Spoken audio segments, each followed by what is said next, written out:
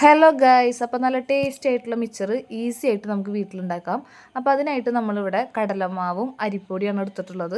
അപ്പോൾ കുറച്ചധികം ക്വാണ്ടിറ്റിയിൽ ഉണ്ടാക്കുന്നതുകൊണ്ട് തന്നെ 1 കിലോ കടലമാവും അതിൻ്റെ ഒരു 3/4 ഭാഗത്തോളം അരിപ്പൊടിയാണ് എടുത്തിട്ടുള്ളത് കേട്ടോ. ഇത് നല്ലപോലെ മിക്സ് ചെയ്തതിന് ശേഷം നമുക്ക് പൊടികൾ ചേർത്ത് കൊടുക്കാം. ഇപ്പം നമ്മൾ ചേർത്ത് കൊടുക്കുന്നത് കായ്പ്പൊടിയാണ് കേട്ടോ. ഇനി കളറിനും എരിവിനും വേണ്ടിയിട്ട് നമ്മൾ മുളക് പൊടി ചേർത്ത് കൊടുക്കുന്നുണ്ട്. അത് കഴിഞ്ഞ് നമുക്ക് മഞ്ഞൾപ്പൊടി ചേർത്ത് കൊടുക്കാം കേട്ടോ. അടുത്തതായിട്ട് നമുക്ക് ചേർക്കാനുള്ളത് ഉപ്പാണ്. അപ്പോൾ ആവശ്യാനുസരണം ഉപ്പിട്ട് കൊടുക്കാം.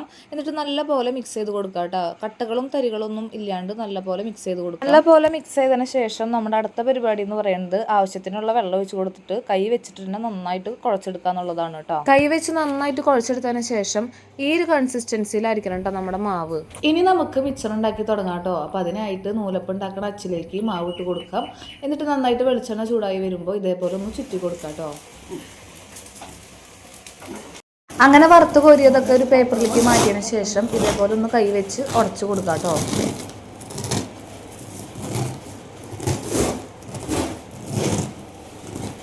നമുക്ക് ഇതിലേക്ക് ആവശ്യമുള്ള സാധനങ്ങൾ സെറ്റ് ചെയ്യാം. അപ്പോൾ അതിനായിട്ട് നമ്മൾ നേരത്തെ കുഴച്ച് വെച്ച മാവിലേക്ക് കുറച്ചധികം വെള്ളം ഒഴിച്ച് ലൂസാക്കി എടുക്കുക. എന്നിട്ട് പിന്നെ ഈ ഒരു കൺസിസ്റ്റൻസിയിൽ ആക്കി എടുക്കുക കേട്ടോ.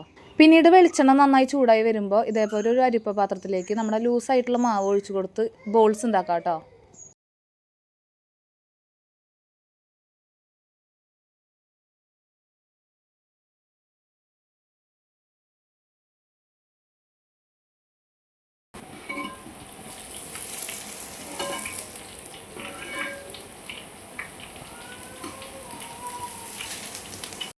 ഇത് ജസ്റ്റ് ഒന്ന് കളർ മാറുമ്പോൾ ഒന്ന് മുരിഞ്ഞ് വരുമ്പോൾ നമുക്ക് വറുത്ത് കോരി മാറ്റി വയ്ക്കാം. ഇനി നമുക്കിതിലേക്ക് ആവശ്യമുള്ളത് കപ്പലണ്ടിയും പൊട്ടുകടലയും അതേപോലെ തന്നെ വേപ്പിലയും കൂടിയാണ് കേട്ടോ. അപ്പോൾ ആദ്യം നമുക്ക് കപ്പലണ്ടി ഒന്ന് വറുത്ത് കോരി മാറ്റാം. കപ്പലണ്ടി വറുത്ത് കോരിയതിന് ശേഷം നമ്മളിത് അടുത്തതായിട്ട് പൊട്ടുകടലയും വറുത്ത് കോരി എടുക്കുന്നുണ്ട് കേട്ടോ. അവസാനമായിട്ട് നമ്മളിത് കറിവേപ്പിലയും കൂടി ഒന്ന് വറുത്ത് കോരി എടുക്കുകയാണ് കേട്ടോ.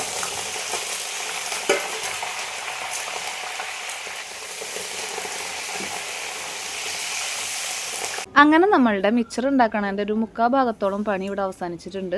ഇനി വറുത്ത് കോരി ഐറ്റംസ് എല്ലാം കൂട്ടിയിട്ടൊന്ന് മിക്സ് ചെയ്ത് എടുക്കണം. കറിവേപ്പില നമ്മൾ തണ്ടോട് കൂടിയിട്ടാണ് കേട്ടോ വറുത്ത് കോരി എടുത്തിട്ടുണ്ടായിരുന്നത്. ഇനി നമുക്കതിൽ നിന്ന് ലീഫ് മാത്രമായിട്ട് സെപ്പറേറ്റ് ചെയ്തൊന്ന് എടുക്കണം.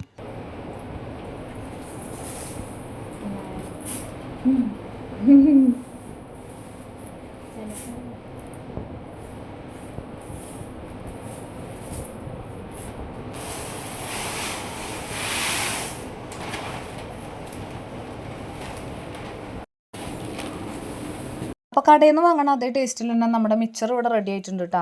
അപ്പോൾ നമ്മുടെ മിച്ചറിൻ്റെ റെസിപ്പിയൊക്കെ എല്ലാവർക്കും ഇഷ്ടപ്പെട്ടു എന്ന് വിചാരിക്കുന്നു. വീഡിയോ ഇഷ്ടമായ ലൈക്ക് ചെയ്യുക, ഷെയർ ചെയ്യുക, സബ്സ്ക്രൈബ് ചെയ്യുക. അടുത്ത വീഡിയോയിൽ വീണ്ടും കാണാം. Okay, by.